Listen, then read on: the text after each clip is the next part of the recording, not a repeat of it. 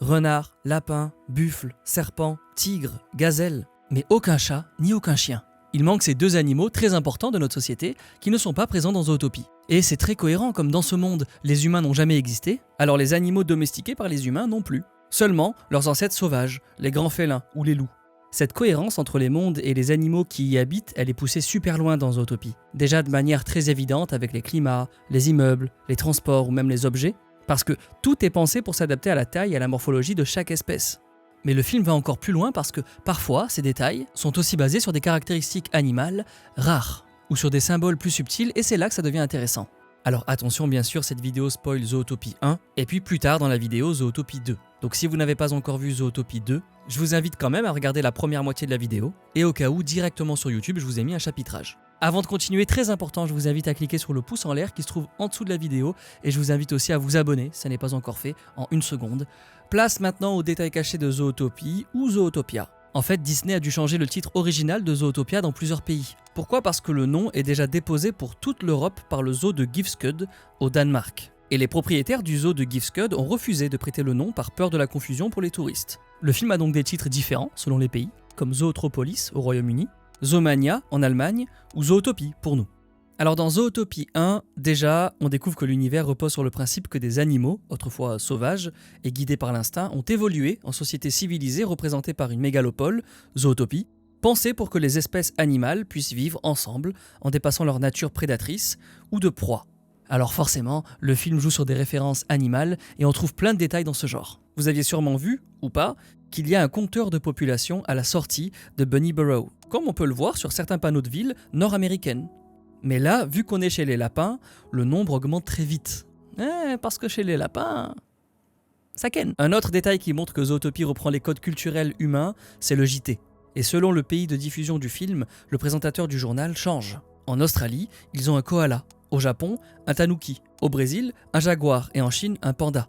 Et pour le reste du monde, c'est la version internationale standard, c'est-à-dire un élan, du nom de Peter Moosebridge. Directement inspiré de Peter Mansbridge, un présentateur canadien de la chaîne CBC, qui le double en version originale. Pendant la scène de poursuite à Little Rodentia, le quartier des petits rongeurs, on voit un panneau publicitaire pour une campagne de taxi, Tigmo-Taxi. Et la Tigmo-Taxi, en fait, c'est le terme biologique pour désigner la tendance de certains animaux, particulièrement les rongeurs, à rechercher le contact physique des parois pour se déplacer et se sentir en sécurité. Et pour rester dans la science des rongeurs, les scénaristes ont fait le choix d'une musaraigne arctique pour Mr. Big, le boss de la mafia, qui ressemble d'ailleurs un petit peu trop à Martin Scorsese, on est d'accord. Ils ont fait ce choix parce que cette espèce prédatrice, très vicieuse, est capable de manger 3 fois son propre poids et se nourrit même de ses congénères. Donc c'est un très bon choix.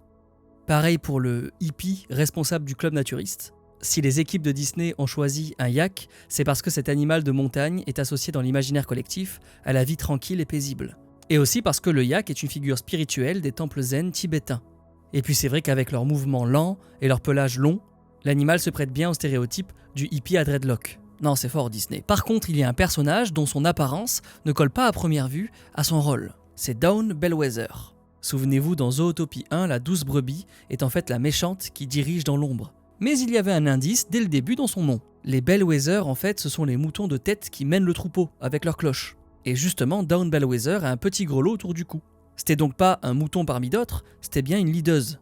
Et des détails cachés sur les noms des personnages dans Zootopie 1 et Zootopie 2, j'en ai plein d'autres.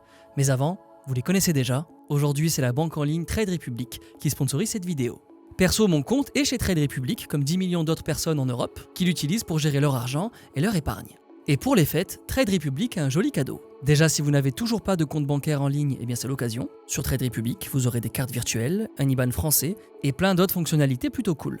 Et bien sûr, c'est gratuit. Si vous activez l'option, vous toucherez 2% brut par an des espèces qui dorment sur votre compte. C'est versé chaque mois sur votre compte, ce qui peut vous permettre de générer un petit revenu supplémentaire. Ma fonctionnalité préférée de Trade Republic, c'est l'arrondi de ce que vous payez. Si par exemple vous payez un café, eh bien l'application arrondit à l'euro supérieur et investit automatiquement la petite différence dans des actions comme Apple, Disney ou bien Netflix. Mais même si ce sont de petites sommes, attention, ça reste un investissement, donc ça comporte des risques de perte. Pour les nouveaux inscrits, jusqu'au 6 janvier, spécialement pour les fêtes, vous recevrez immédiatement entre 10 et 500 euros en actions. Bien sûr, il y a des conditions. Tout est sur le site Trade Republic, je vous laisse donc jeter un petit coup d'œil si ça vous intéresse. Pour avoir accès à ce cadeau, je vous invite à cliquer sur mon lien qui se trouve en description. C'est gratuit, bien sûr, et c'est le meilleur moment. Merci, Trade Republic, et quant à nous, on continue les détails cachés de Zootopie. Vous vous souvenez de ce guépard, officier de police? Alors il faut savoir que les guépards, dans la réalité, n'ont pas de logement à griffes. Ils ne peuvent pas les rentrer complètement, mais c'est ce qui les rend toujours prêts à courir. Ces espaces pour ranger les griffes que les guépards n'ont pas, ça s'appelle Claw Housing. Et ce qui est marrant, c'est que le nom de cet officier, c'est Clawhauser. C'est un jeu de mots malin parce que lui là, l'officier Clawhauser, c'est l'opposé du guépard athlétique et rapide. C'est un officier de bureau plutôt gourmand et pas du tout fait pour courir. Toujours dans la police, l'autre personnage qui joue de son nom, c'est le chef Bogo. Parce que Mbogo en Swahili, la langue originaire de Tanzanie, ça veut dire buffle. Et le chef colle bien à son animal puisqu'il porte des lunettes pour lire, et que dans la vraie vie, les buffles ont une mauvaise vue. Ce souci du détail ne se limite pas au personnage, il est aussi dans les décors. Pendant la conférence de presse de Judy, les numéros sur les micros 9, 2, 11 et 5 cachent un clin d'œil discret au code postal de San Diego, 92 9115. San Diego, la ville qui abrite le zoo le plus célèbre des États-Unis. Dans les décors de Zootopie, on trouve aussi des indices sur le passé des personnages et sur l'avenir de l'intrigue. Par exemple, là, ce mouchoir rouge de Nick, c'est le foulard de son uniforme de scout de quand il était petit qu'on voit dans un flashback. Et dans ce mauvais souvenir, le papier peint sur le mur a le même motif que sa chemise d'adulte, signe qu'il n'a pas encore résolu ses traumas d'enfance. Autre annonce d'intrigue dans le décor, à la ferme des Hops, on peut voir les fleurs de hurleurs nocturnes, les fleurs qui rendent sauvages les animaux, avant même de savoir à quoi elles servent. L'apparence de ces fleurs est inspirée de celle des colchiques d'automne, tout aussi toxiques puisque leur consommation peut provoquer un arrêt cardiaque. Les enfants, ne courez pas dans les Midnicampum Olicitias.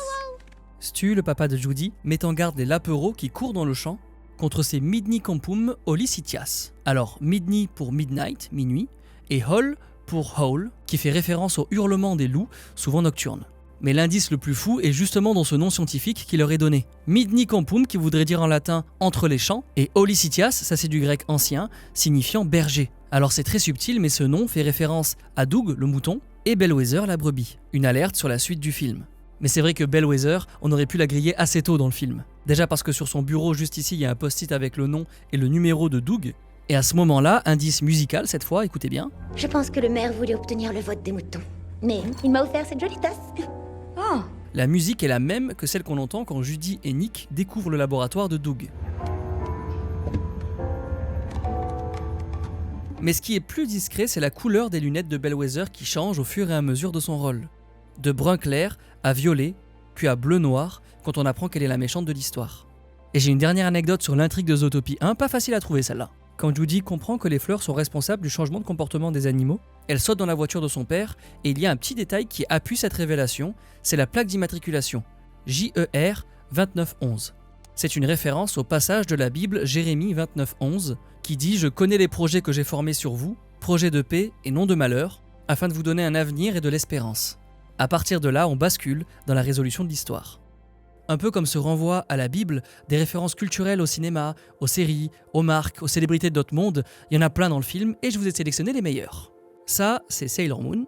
Et juste là, dans Zootopie, on retrouve du Sailor Moon en forme de chat sur le t-shirt d'un enfant. Ce qui confirme ce qu'on disait plus tôt sur la non-existence des chats. Ils sont même vus comme des personnages de fiction dans l'univers de Zootopie. Et je trouve ça trop stylé. Il y a plein d'autres références aux classiques du cinéma avec Mr. Big directement inspiré du film Le Parrain. Instead, you come into my house on the day my daughter's to be married and you ask me to do murder. Dans sa tenue, dans sa voix et dans cette réplique. You come here unannounced on the day my daughter is to be married. Mais bon, ça c'est pas vraiment un détail caché, contrairement à celui-ci. Cats, la comédie musicale des années 80, dont on voit une reprise au début du film sur une clôture en bois, et à la place du titre original, on a Rats. Bien joué. Mais la référence ultime de Zootopie 1, c'est Doug, ses acolytes et son laboratoire clandestin qui sont directement inspirés de Breaking Bad. La combinaison jaune, le produit bleu comme la méthamphétamine signature de Heisenberg, et aussi le nom de ses deux complices. Hé, Doug, tu ouvres? On t'apporte ton café. Allez, Walter et Jesse sont de retour, alors je te laisse. Jesse et Walter, pour Jesse Pinkman et Walter White. Il y a tout, c'est un classique. Mais la pop culture autant que les marques sont présents partout dans Zootopie. Ce logo par exemple, c'est celui du supermarché américain Target. Et bien quand Frufru, la fille de Mr. Big, manque de se faire écraser par le donut géant, on peut remarquer qu'elle porte des sacs Targoat, au logo donc du supermarché Target.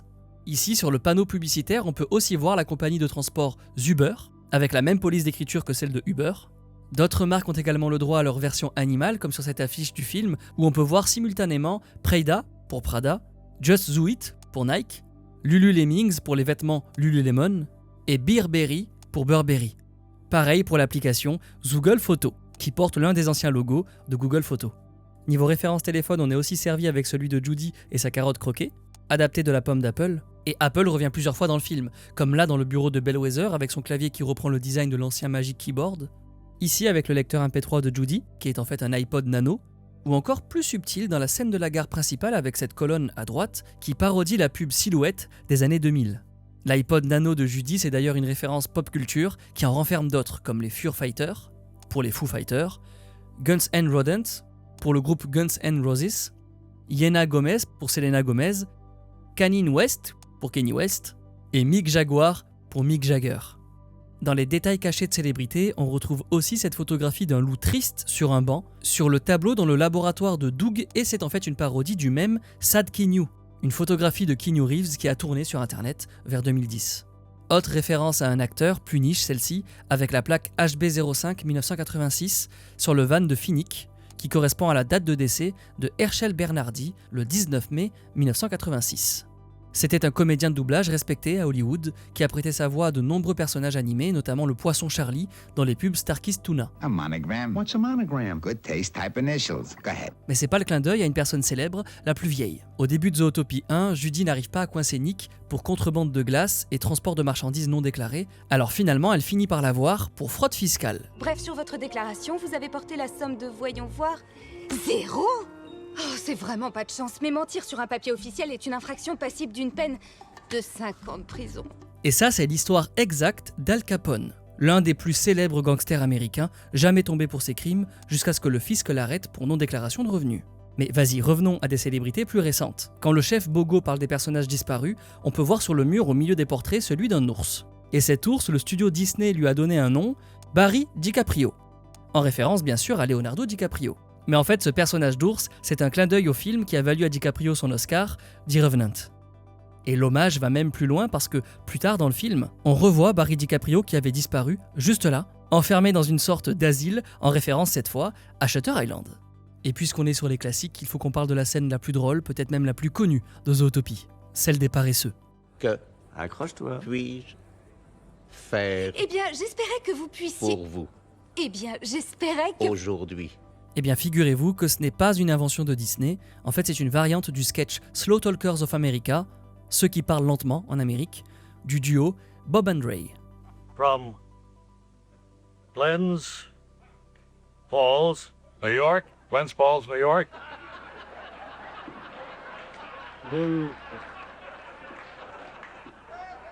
New York.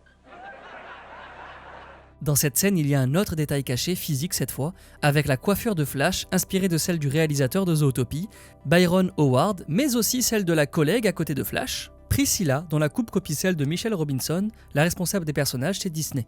Transition toute trouvée pour vous parler des très nombreuses références à Disney dans Zootopie. Déjà, quand Judy et Nick interrogent la fouine qui vend des DVD piratés, on peut voir que ce sont tous des versions animalisées des longs métrages Disney déjà sortis ou à venir, avec des jeux de mots sur les titres anglais des films, comme Pig Hero 6 pour les nouveaux héros, Wrangled pour Réponse, Wreck-It Rhino pour les mondes de Ralph, Meowana pour Vaiana, Giraffic pour Gigantic, un film finalement annulé, et Frozen 2 pour La Reine des Neiges 2. L'annonce de Vaiana, on la retrouve aussi sur le van de Finnick, sur lequel on peut voir l'hameçon de Maui, ouais il est tout petit, alors que le film est sorti en salle 9 mois après Zootopie. Et pour rester dans les easter eggs Disney, vous n'avez sûrement pas repéré les différents Mickey cachés. À l'accueil du commissariat au début du film, il est ici sur le visage de l'officier Clawhauser, et aussi dans la forme d'une céréale qu'il recrache quand Judy arrive pour la première fois au poste. Un peu plus tard, pendant une réunion de police du chef Bogo, on en voit un ici, au bout du stylo d'un officier, et puis plus tard encore, pendant la course-poursuite contre le jaguar sauvage, Mickey est juste là, gravé dans le bois derrière Judy. Mais là où on le voit le mieux, c'est dans cette scène. Quand Judy approche Nick pour enquêter sur la disparition de la loutre Otterton, il est juste là sous forme de peluche, dans la poussette d'un passant. Mais il y en a un encore plus difficile à voir. Lui, c'est Oswald, le premier personnage créé par Walt Disney de 1927 qui aurait pu devenir l'emblème du studio à la place de Mickey s'il n'avait pas été récupéré par le studio Universal. Et bien dans Zootopie, sur la vieille rame de métro qui sert de laboratoire au mouton Doug, on peut retrouver juste là le lapin Oswald. Et j'en profite, si toute cette histoire vous intéresse, je vous invite à aller voir ma vidéo sur l'histoire de Disney. Voilà, elle est un petit peu longue, 2h20, mais j'en suis fier de cette vidéo, alors dès que vous avez un moment, allez la voir. Mais des détails cachés aux vieux personnages Disney dans Zootopie 1, il y en a plusieurs. Déjà avec la scène du magasin de glace, le Jumbo Café, et son propriétaire dont on apprend le nom grâce au générique, Jerry Jumbo Jr. Et Jumbo, c'est le nom de l'éléphant dans la vraie vie qui a inspiré l'histoire de Dumbo. Et c'est aussi le nom de la maman du petit éléphant dans le film Dumbo de Disney. Quand Nick redevient un animal sauvage pour de faux, il met en pièces la star du 6e long métrage du studio, Bambi. Mais en fait, Judy et Nick sont eux-mêmes une référence cachée parce que ce duo lapin-renard et leur tenue vert et rose reprennent celle de Bibi Lapin et Basile du long métrage Mélodie du Sud de 1946. Et puis on a une ref aussi à La Belle au Bois dormant. Quand la boutique du cochon fleuriste est cambriolée, ici, Flora et Fauna, c'est le nom de 2 des bonnes fées en anglais dans La Belle au Bois dormant. Bon, il y a aussi des easter eggs plus récents comme cette affiche promotionnelle pour Zootopie qui parodie Star Wars 7, le réveil de la force. Récent aussi mais mieux caché, on peut voir Pascal, le caméléon de réponse, sur cette médaille accrochée au mur du bureau du chef Bogo. Dans la version française, le chef Bogo fait lui-même référence à un autre Disney quand il reprend les paroles de la chanson d'Elsa pour dire à Judy « La vie, c'est pas une comédie musicale où on se sent libéré, délivré et où les rêves comme par magie se réalisent d'un seul coup !» La Reine des Neiges, c'est sûrement le film avec le plus de détails cachés dans Zootopie. On retrouve le film ici à Toundraville avec ces 2 éléphantos qui portent les tenues d'Elsa et d'Anna. Ou encore avec les motifs de la chambre d'Anna qu'on retrouve dans Zootopie, juste ici sur les assiettes en porcelaine dans la boutique de Jumbo. Et également avec le personnage de la fouine Duke Weaselton qui doit son nom à son comédien de doublage qui prête aussi sa voix au duc de Weaselton dans La Reine des Neiges.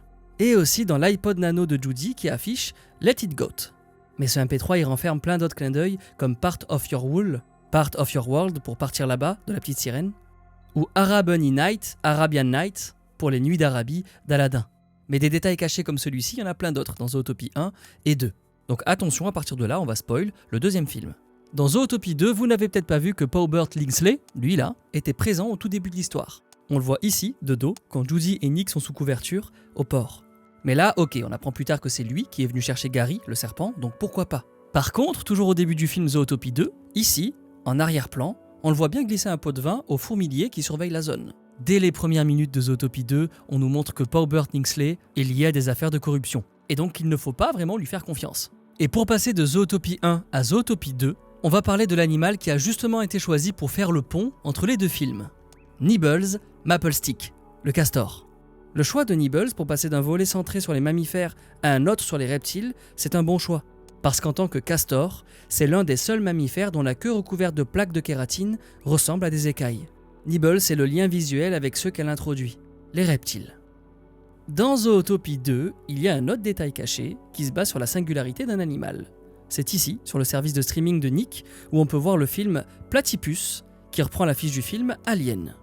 Et là encore une fois, ce choix est très réfléchi, puisque le platypus, l'ornithorynque en français, c'est le seul mammifère qui pond des œufs. Brillant, c'est brillant. Sur cette plateforme de streaming, on voit aussi Futurlama pour Futurama, et Pixity Falls pour Gravity Falls. Mais ceux qui renferment les vrais détails cachés, ce sont ces 2 films-là. Naysayer 1 et 2, avec l'étalon Wind Dancer, celui qui est devenu le maire de Zootopie. Déjà, les miniatures sont inspirées des 2 affiches du Karate Kid de Jackie Chan et Jaden Smith. Et puis le titre de cette franchise fictive a 2 interprétations. Naysayer, c'est le titre de la chanson du film My Little Pony. Oh, don't be a naysayer now.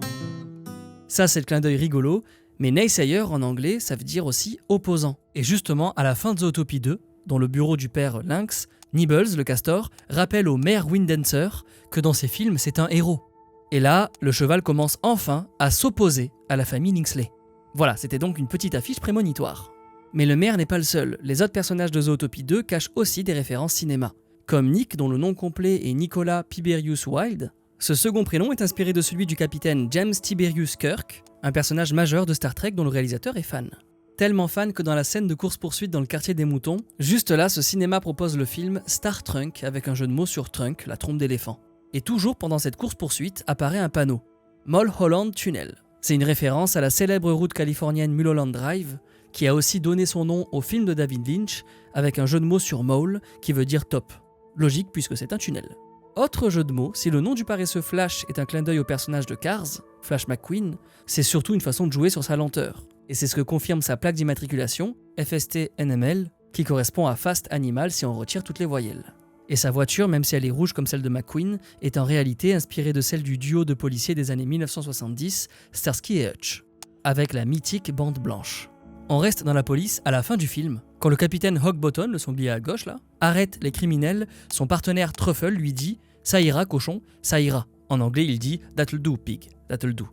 Et la référence cette fois c'est ce passage du film Babe. That'll do, pig. That'll do. Qui avait d'ailleurs aussi été repris dans Shrek. That'll do, Donkey. That'll do. Et quand la référence n'est pas dans le dialogue, elle est dans le costume. Comme ici, avec ces tenues de gala de Judy et Nick, qui sont reprises de celles de Mia et Sébastien de La La Land. Zootopie se permet aussi d'emprunter une autre scène mythique du cinéma, celle de John Travolta et Uma Thurman dans Pulp Fiction, et de la seringue d'adrénaline dans Le Cœur.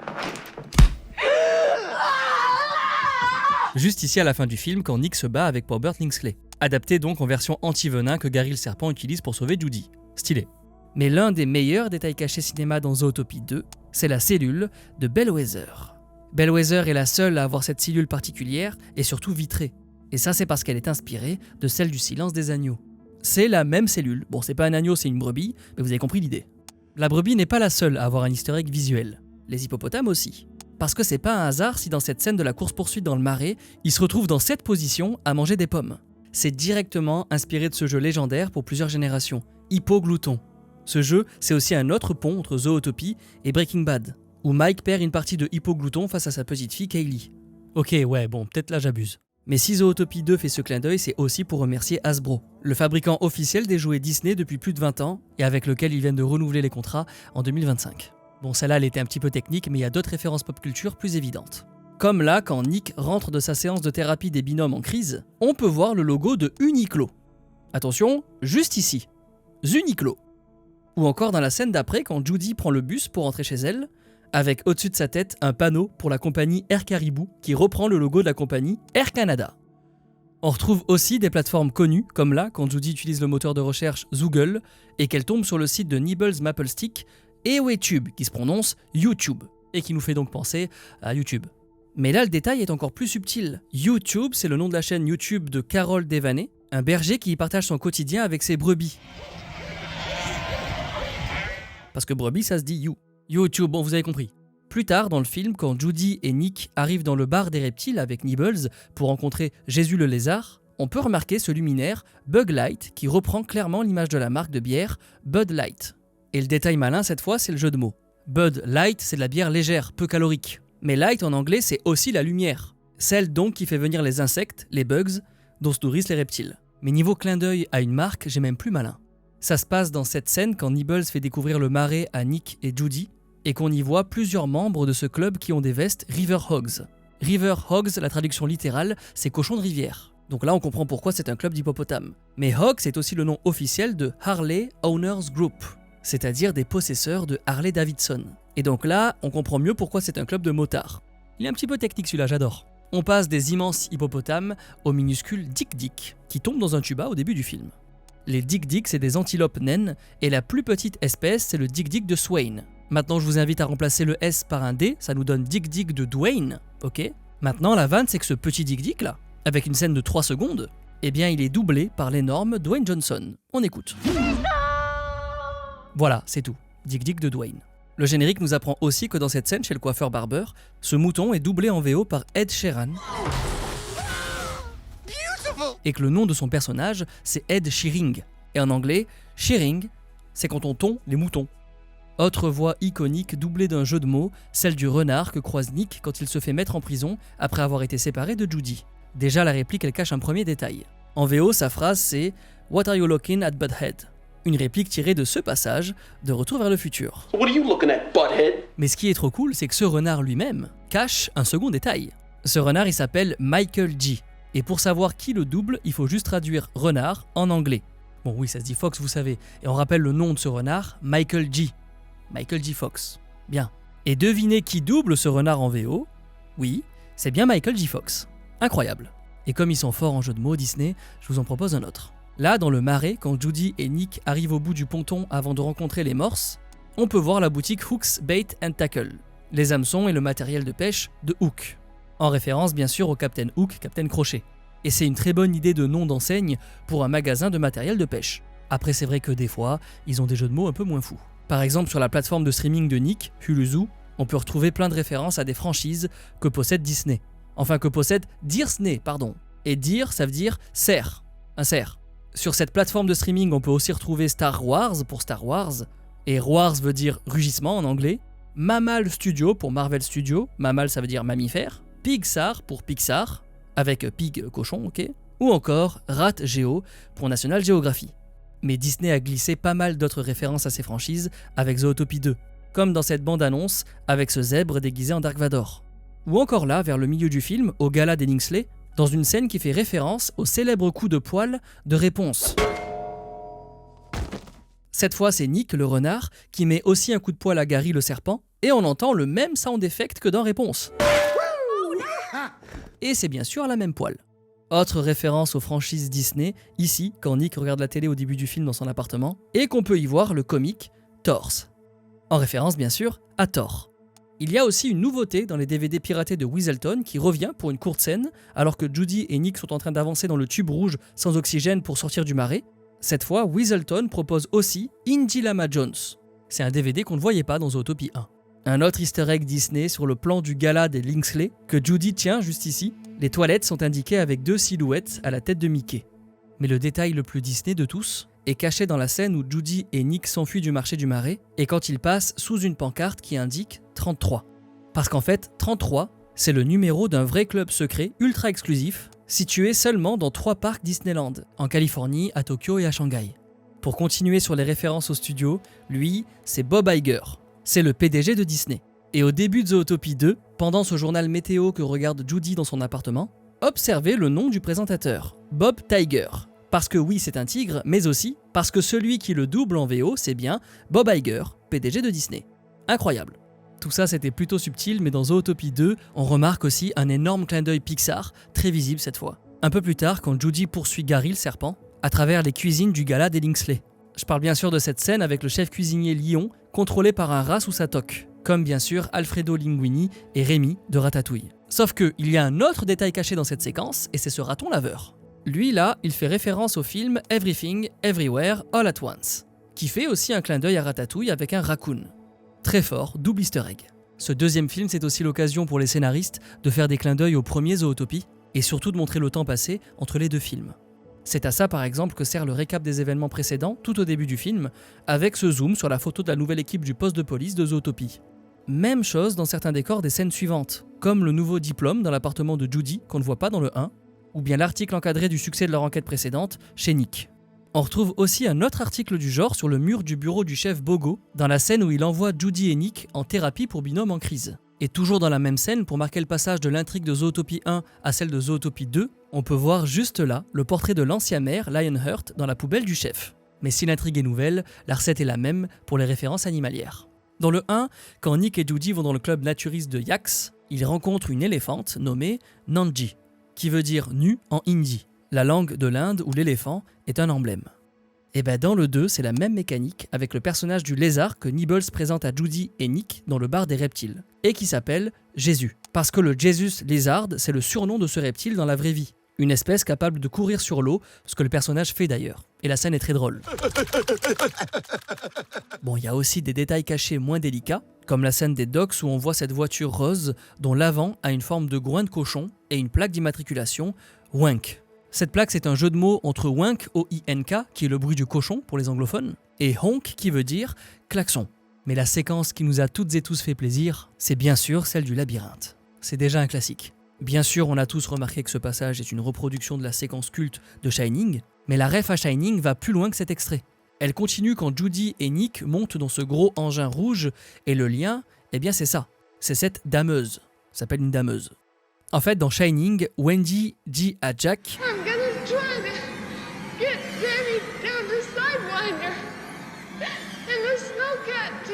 Ok, juste on réécoute la fin de la réplique. In the snowcat, parce que dameuse, ça se dit snowcat en anglais. Mais snowcat, en anglais, ça veut dire aussi le chat des neiges, le lynx, classique. Donc cette ref à la séquence du labyrinthe dans Shining est un bon choix. Bravo, c'est subtil. Et dernier easter egg des scénaristes pour la fin, cette scène post-générique de Zootopie 2, elle laisse comprendre qu'un troisième opus devrait voir le jour autour des oiseaux, pour l'instant absents de Zootopie. Et si vous pensez que cette plume c'est un peu maigre pour faire cette prédiction, regardez attentivement le mot de passe Wi-Fi du commissariat de police, qu'on peut voir sur le post-it que tient l'officier Clawhauser quand il vient en aide à Nick pour retrouver Judy. Ça se lit « Part 3 is for birds ». La partie 3 concerne les oiseaux. Voilà mes petits détails cachés que j'ai pu repérer sur Zootopie 1 et 2. Évidemment, je vous ai laissé mes préférés, donc si vous en avez d'autres, n'hésitez pas à les mettre en commentaire pour compléter cette vidéo. Comme ça vous permettra d'en découvrir d'autres, et à moi aussi. Très important, je vous invite à cliquer sur le pouce en l'air si vous avez aimé cette vidéo. Je vous invite aussi et surtout à vous abonner si ça n'est pas encore fait. Il y a plein de choses de prévues en 2026, autour du cinéma, de l'animation, des séries, des histoires. Voilà, plein de belles choses. Je vous souhaite une belle fin d'année, et je vous dis à très vite sur YouTube. Ciao!